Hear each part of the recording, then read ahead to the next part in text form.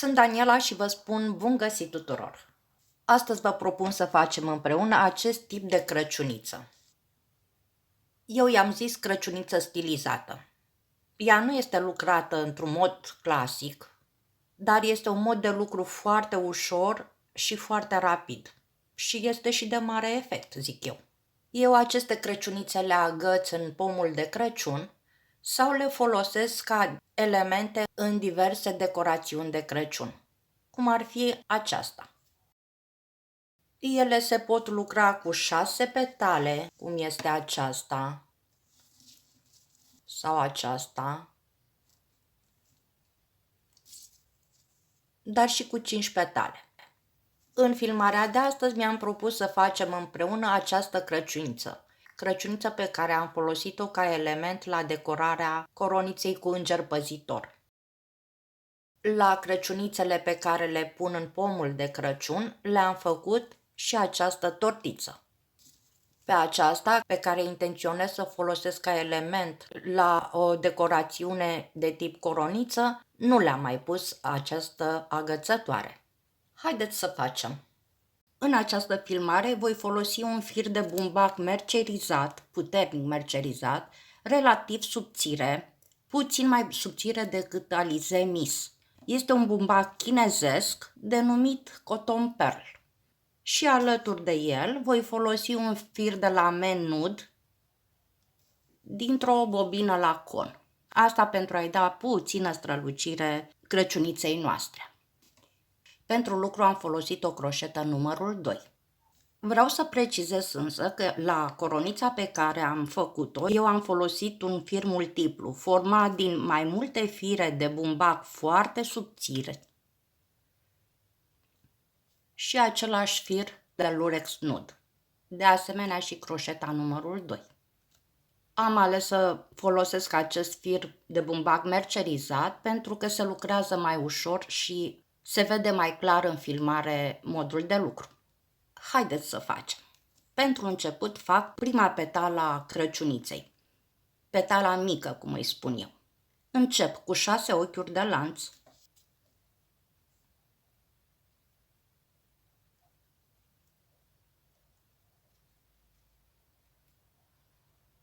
Pe care le închid aici în prima za cu picioruș alunecat.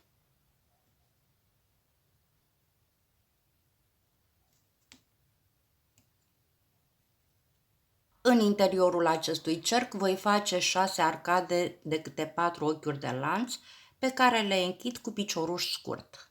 Pentru început, intru în interiorul cerculețului și fac aici un picioruș scurt.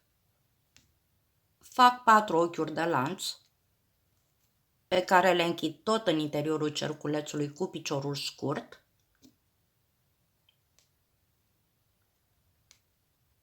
Încă o dată, 1, 2, 3, 4, vin în interior și fac picioruș scurt. Fac așa de 6 ori. Se poate face și de 5 ori, depinde câte petale doriți să aibă crăciunița. Eu prefer cu 6 pentru că mi se pare că iese mai bogată, mai frumoasă. Am făcut 5 arcade, acum o fac pe a 6. 1, 2, 3, 4. Pe care le închid cu picioruș alunecat pe primul picioruș scurt lucrat.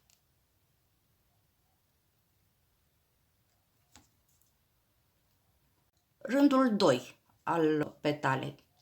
Intru aici pe interiorul primei bucle, fac un picioruș scurt, 3 ochiuri de lanț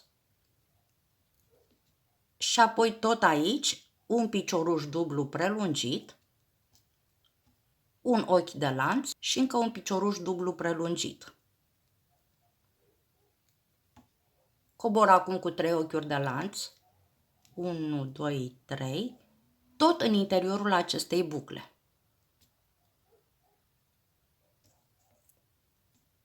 Închiderea am făcut-o cu picioruș alunecat. Acum, între petale voi face un ochi de lanț. Și reiau această petală, la fel ca aici. Un picioruș scurt, ridic 3 ochiuri de lanț, tot aici pe petala aceasta fac un picioruș dublu prelungit, un ochi de lanț și încă un picioruș dublu prelungit. Acesta știți că îl facem așa, dau o dată după croșetă, vin în interiorul buclei, trag firul de la ghem, pe croșetă am 3 ochiuri. Trag firul odată prin primul ochi, apoi prin următoarele 2 și apoi prin următoarele 2. Și așa am făcut piciorușul dublu prelungit. Acum fac 3 ochiuri de lanț, cu care cobor tot în interiorul acestei bucle și le prind cu picioruș alunecat. Între petale un ochi de lanț și continui să fac așa toate cele 6 petale. Sunt la ultima petală, am făcut ochiul de lanț și acum intru pe buclă, picioruș scurt, 3 ochiuri de lanț, în interior picioruș dublu prelungit, un ochi de lanț, iar picioruș dublu prelungit și acum cobor cu 3 ochiuri de lanț, pe care de data aceasta le închid pe ochiul de lanț dintre petale aici.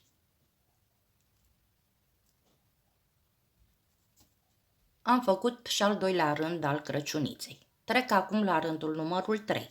Rândul 3 seamănă cu rândul 2, cu diferența că aici, pe nod, așa numesc eu punctul de trecere dintre petale, deci, repet, pe nod avem un ochi de lanț, cu care urc și mă prind aici pe peretele format din ochiurile de lanț, în lateralul petalei de mai jos, cu picioruș alunecat și acum ridic 3 ochiuri de lanț, deci la fel ca mai jos. Întotdeauna toate ridicările le fac cu 3 ochiuri de lanț.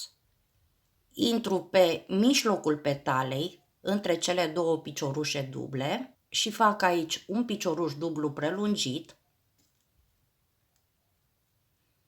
căruia de acum încolo o să-i spun picioruș lung. Între piciorușe fac 2 ochiuri de lanț, deci asta e diferența dintre rândul de mai jos și rândul acesta. Faptul că între aceste 2 piciorușe am 2 ochiuri de lanț. Și apoi tot pe mijloc aici vin și fac un picioruș dublu prelungit, cobor cu 3 ochiuri de lanț, pe lateralul petalei, pe acest lănțișor, fac picioruș alunecat. Și acum, pe nod, mă duc cu un ochi de lanț, un picioruș scurt aici, ridic un ochi de lanț și fac la fel ca aici. Mă duc pe peretele lateral cu picioruș alunecat, ridic 3 ochiuri de lanț, aici pe mijlocul petalei, între cele 2 piciorușe lungi, voi face tot 2 piciorușe lungi, dar de data aceasta despărțite cu 2 ochiuri de lanț. Deci l-am făcut pe primul, acum al doilea. Cobor cu 3 ochiuri de lanț, mă prind pe lateralul petalei cu picioruș alunecat și am ajuns la nod unde fac un ochi de lanț, un picioruș scurt, un ochi de lanț. Continui așa pe următoarele petale. Am ajuns la ultima petală, cobor pe nod întâi cu un ochi de lanț, aici fac un picioruș scurt și ridic un ochi de lanț. Vin pe lateralul petalei și fac un picioruș alunecat, ridic 3 ochiuri de lanț. Vreau să vă spun că această ridicare pe petală o fac întotdeauna cu 3 ochiuri de lanț. Acum, vin pe mijlocul petalei, fac un picioruș lung, 2 ochiuri de lanț și încă un picioruș lung.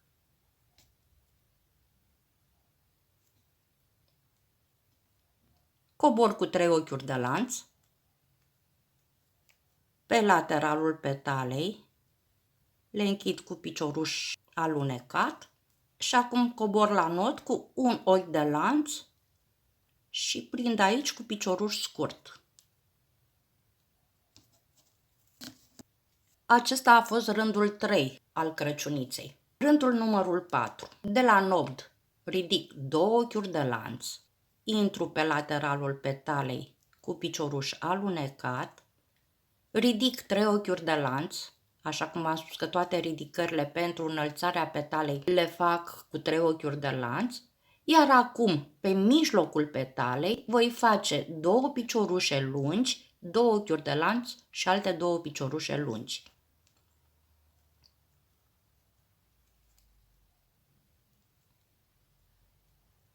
Două piciorușe lungi, 2 ochiuri de lanț și alte 2 piciorușe lungi.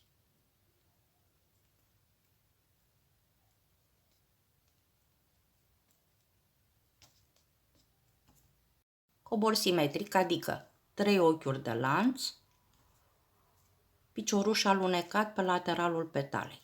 Acum, la nod, o să am 2 ochiuri de lanț, un picioruș scurt și 2 ochiuri de lanț.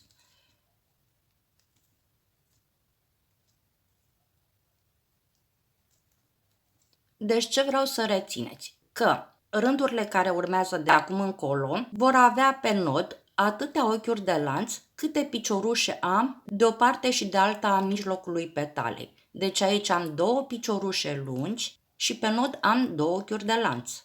Iar ridicările și coborârile le fac întotdeauna cu 3 ochiuri de lanț.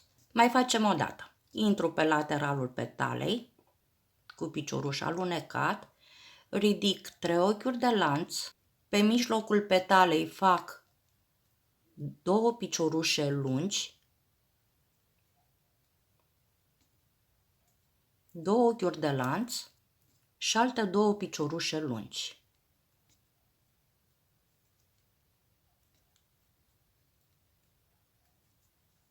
Cobor cu 3 ochiuri de lanț, pe rândul de mai jos pe lateralul petalei și închid cu picioruș alunecat. Am ajuns la nod, aici fac 2 ochiuri de lanț, un picioruș scurt pe piciorușul scurt din rândul anterior dintre petale, iar 2 ochiuri de lanț și reiau. Intru cu picioruș alunecat, ridic 3 ochiuri de lanț și așa mai departe pe toate petalele. Am terminat de lucrat și ultima petală și acum trebuie să cobor spre nod, deci fac 2 ochiuri de lanț, pe piciorușul scurt din rândul anterior fac iar un picioruș scurt și trec acum la 1, 2, 3, 4, rândul numărul 5. Acum vom înmulți numărul de piciorușe de pe fiecare petală cu câte un picioruș de o parte și de alta al mijlocului petalei. Deci aici vă rog să faceți diferența. Acum voi avea de o parte și de alta al mijlocului petalei 3 piciorușe lungi și atunci voi urca cu 3 ochiuri de lanț. 3 ochiuri de lanț, mă prind pe lateralul petalei cu picioruș alunecat, fac ridicarea petalei cu 3 ochiuri de lanț și aici, pe prima jumătate a petalei, trebuie să fac 3 piciorușe lungi, pe care le voi face așa. Unul săr, mă duc în al doilea și fac aici un picioruș lung. Pe mijlocul petalei fac celelalte 2 piciorușe lungi.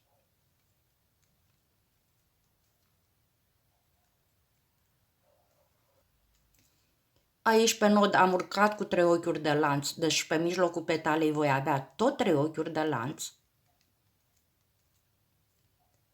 Și acum în oglindă, pe mijlocul petalei fac 2 piciorușe lungi.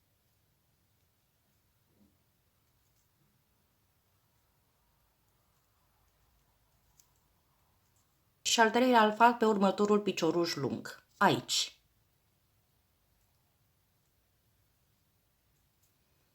Cobor cu 3 ochiuri de lanț, pe care le închid cu picioruș alunecat în lateralul petalei, pe rândul de mai jos, 3 ochiuri de lanț, mă duc pe nod și fac un picioruș scurt și acum reiau ca și aici. Încă o dată, 3 ochiuri de lanț, picioruș alunecat, ridic 3 ochiuri de lanț, sar un picioruș lung, mă duc pe al doilea și fac un picioruș lung, pe mijloc fac 2 piciorușe lungi,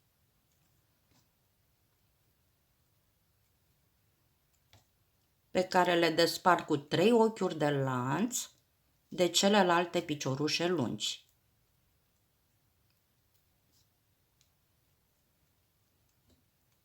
Două pe mijloc și al treilea pe primul picioruș lung. Cobor cu 3 ochiuri de lanț, prind lateralul petalei și închid cu picioruș alunecat, cobor iar cu 3 ochiuri de lanț. Pe nod aici fac un picioruș scurt și reiau petalele. Pe nod întotdeauna am 3 ochiuri de lanț, un picioruș scurt, 3 ochiuri de lanț, iar pe mijlocul petalei am 3 piciorușe lungi, 3 ochiuri de lanț și alte 3 piciorușe lungi, pe care le lucrăm așa cum v-am arătat. Fac așa pe toate petalele. Am ajuns la ultima petală, sunt la nodul dintre petale. Acum ridic 3 ochiuri de lanț, sunt cele corespunzătoare nodului, trecerii dintre petale. Intru pe lateral, fac picioruș alunecat, ridic 3 ochiuri de lanț, fac cele 3 piciorușe din prima jumătate de pe mijloc, deci sar un picioruș și fac aici un picioruș dublu prelungit, pe mijloc 2 piciorușe,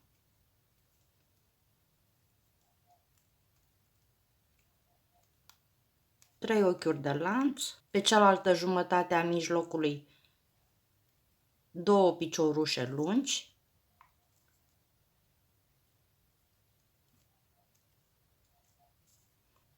pe primul picioruș lung care urmează fac un picioruș lung, cobor cu 3 ochiuri de lanț, mă duc pe lateralul petalei și fac picioruș alunecat și acum cobor la nod cu 3 ochiuri de lanț.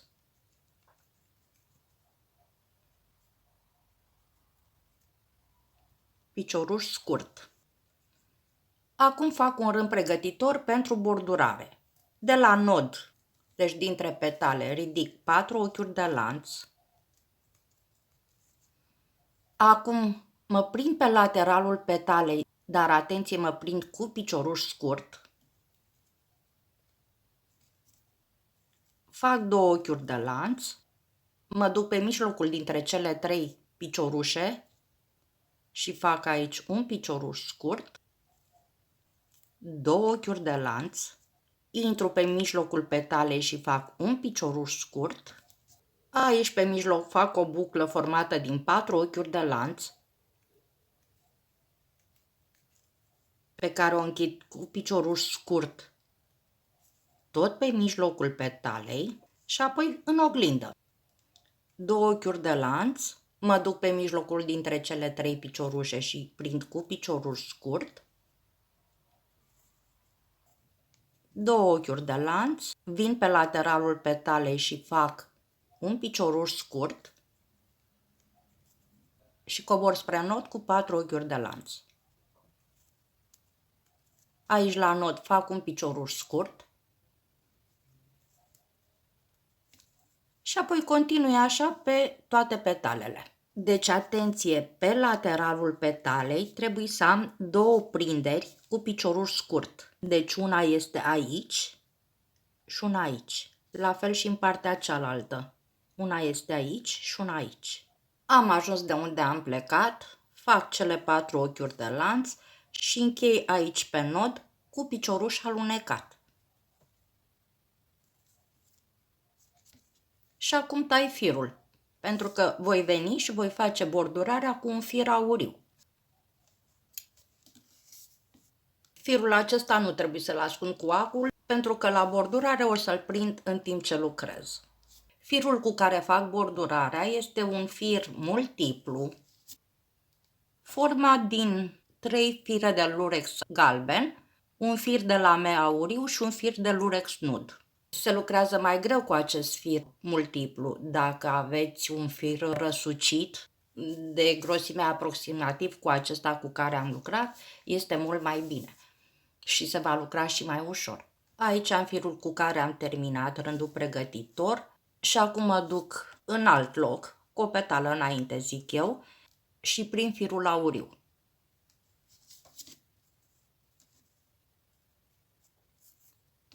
Pe care îl înod.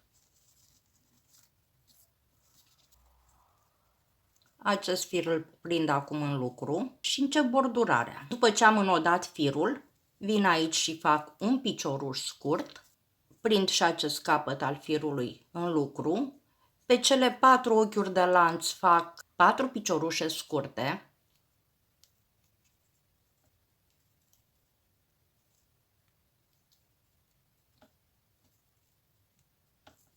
Aici, pe piciorușul scurt din rândul anterior, voi face un picou, adică intru pe piciorușul scurt, tot cu piciorul scurt, fac aici 4 ochiuri de lanț, pe care le închid tot aici,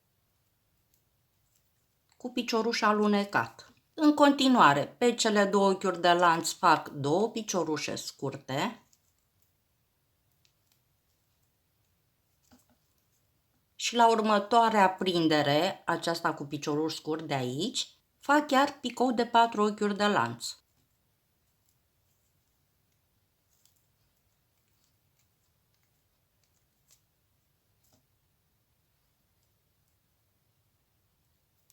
Merg în continuare cu 2 piciorușe scurte. Pe acest picioruș scurt de aici fac tot picioruș scurt, am făcut doar 2 picouri în lateralul frunzei.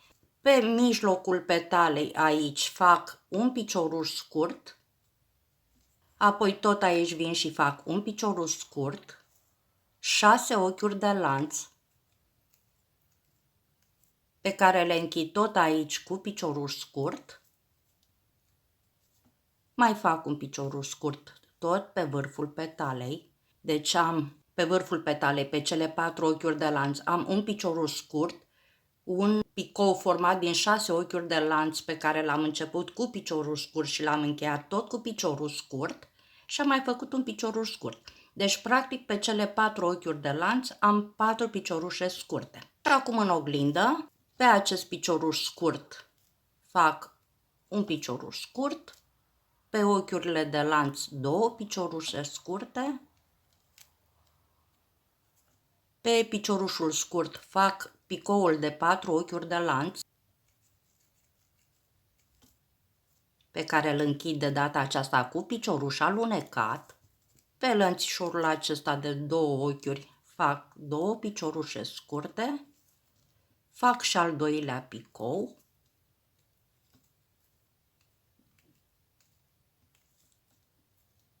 pe care îl închid cu picioruș alunecat și apoi până la nod fac 4 piciorușe scurte,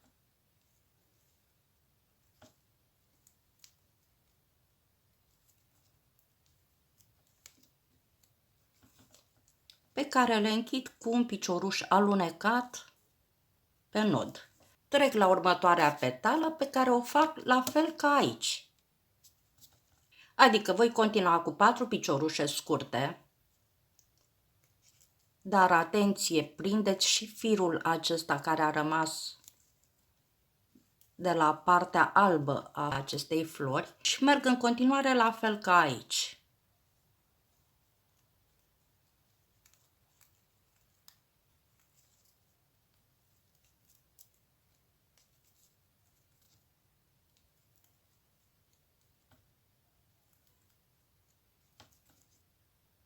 Am ajuns de unde am plecat, am bordurat toată floarea și acum închei aici pe nod cu picioruș alunecat.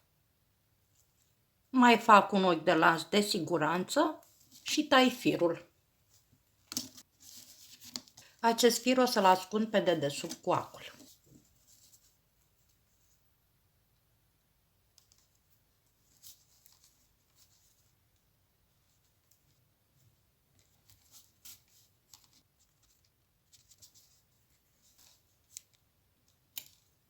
Așa arată prima floare a Crăciuniței, petalele mici ale Crăciuniței. La cea de-a doua floare, petalele mari ale Crăciuniței, începutul este absolut la fel, adică primele 5 rânduri 1, 2, 3, 4, 5 sunt identice cu rândurile acestea până în bordurare, de la floarea mică, de la petalele mici. Și pentru că este floarea mare, vom mai face un rând în plus față de petalele mici. Și urmăm aceeași logică.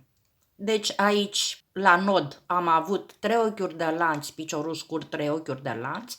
Acum vom avea 4 ochiuri de lanț,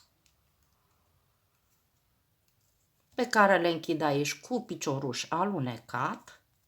Ridic 3 ochiuri de lanț pentru rândul următor și acum voi face 4 piciorușe lungi într-o parte și 4 piciorușe lungi în partea cealaltă față de mijlocul petalei.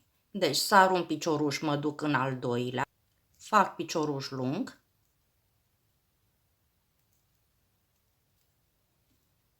unu, 2, acum pe mijloc fac celelalte 2 ca să facă 4, 3, 4, fac 4 ochiuri de lanț, am zis că se păstrează numărul de ochiuri, aici am avut 3 ochiuri de lanț pe mijloc, 3 ochiuri de lanț pe nod, acum avem 4 ochiuri de lanț pe nod, deci voi avea 4 ochiuri de lanț pe mijloc, 1, 2, 3, 4 și acum partea cealaltă a petalei o fac simetric, deci aici pe mijlocul petalei fac 2 piciorușe lungi,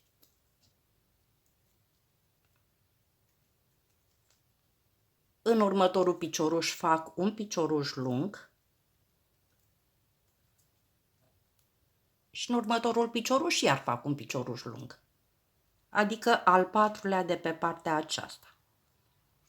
Cobor cu cele 3 ochiuri de lanț pe care le prind pe lateralul petalei cu picioruș alunecat, cobor spre nod cu 4 ochiuri de lanț,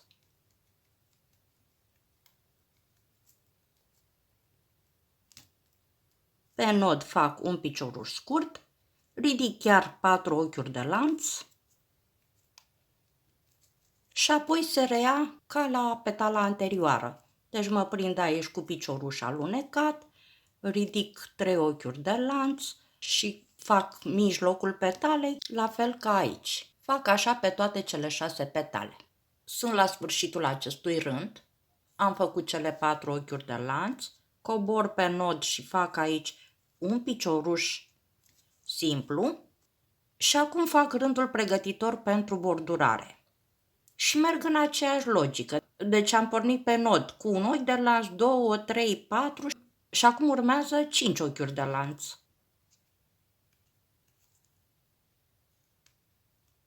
Pe care le prind acum pe lateralul petalei, dar atenție cu picioruș scurt. Deci nu mai prindem cu picioruș alunecat. Acum fac 3 ochiuri de lanț. Mă duc pe mijlocul celor 4 petale, deci după 2 piciorușe lungi, între ele, prind aici cu picioruș scurt, fac chiar 3 ochiuri de lanț și acum pe mijlocul petalei fac un picioruș scurt, 5 ochiuri de lanț, cu care cobor tot aici cu picioruș scurt și acum în oglindă 3 ochiuri de lanț, pe mijlocul celor 4 piciorușe prind cu picioruș scurt, alte 3 ochiuri de lanț, cobor aici pe lateralul petalei și prind cu picioruș scurt și cobor spre nod acum cu 5 ochiuri de lanț. Chiar pe nod între petale fac un picioruș scurt și reiau. 5 ochiuri de lanț, picioruș scurt, 3 ochiuri de lanț, picioruș scurt, 3 ochiuri de lanț, picioruș scurt, pe vârf 5 ochiuri de lanț și se reia în oglindă. Închei acum acest rând de bordurare, deci după cele 5 ochiuri de lanț cu care cobor spre nod, fac aici pe nod un picioruș alunecat. Fac un ochi de lanț de siguranță și tai firul. Acest fir o să-l ascund în lucru când fac bordurarea. Am prins firul auriu aici, la unul din noduri, cu o petală înainte de acest fir alb. Acest fir de capăt îl ascund acum în lucru Aici pe nod fac un picioruș scurt și bordurarea o fac puțin mai ușor, pentru că partea aceasta intră pe dedesubtul primei floricele și nu se va vedea aceste treceri dintre petale. Deci voi face așa: 2 ochiuri de lanț și pe acest lănțișor de 5 mai fac 3 piciorușe scurte. Aici, la primul picioruș scurt de prindere, voi face un picou în aceeași manieră. Deci picioruș scurt, 4 ochiuri de lanț, picioruș alunecat. Pe cele 3 ochiuri de lanț de aici voi face piciorușe scurte. 1, 2, 3. 3 piciorușe scurte pe cele 3 ochiuri de lanț. Am ajuns la piciorușul scurt. Fac chiar acel picou mic format din 4 ochiuri de lanț pe care le închid cu un picioruș alunecat. Intru pe vârf și fac pe primul lănțișor 3 ochiuri de lanț.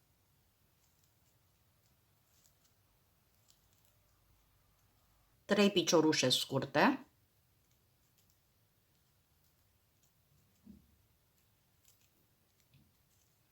Pe acest picioruș fac încă un picioruș scurt, iar pe vârf fac așa, un picioruș scurt, mai fac un picioruș scurt și ridic 6 ochiuri de lanț, 3, 4, 5, 6, cobor aici pe vârf și fac încă un picioruș scurt și încă unul. Pe acest picioruș scurt din vârf fac un picioruș scurt și acum pe lateralul acesta, pe lănțișorul de 3 ochiuri, fac 3 piciorușe scurte,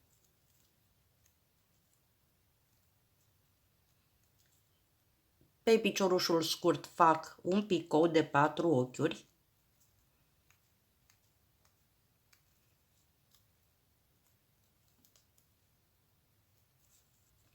pe următorul lănțișor 3 piciorușe scurte,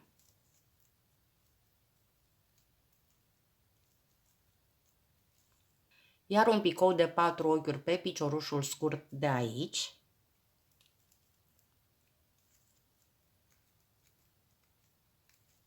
patru ochiuri de lanț pe care le închid cu picioruș alunecat, iar pe lănțișorul acesta de 5 ochiuri voi face 3 piciorușe scurte,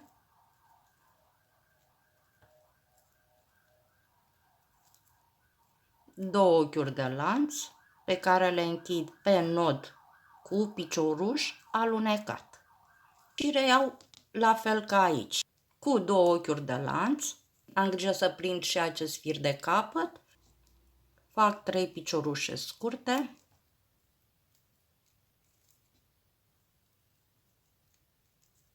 am ajuns la piciorușul scurt unde fac picou,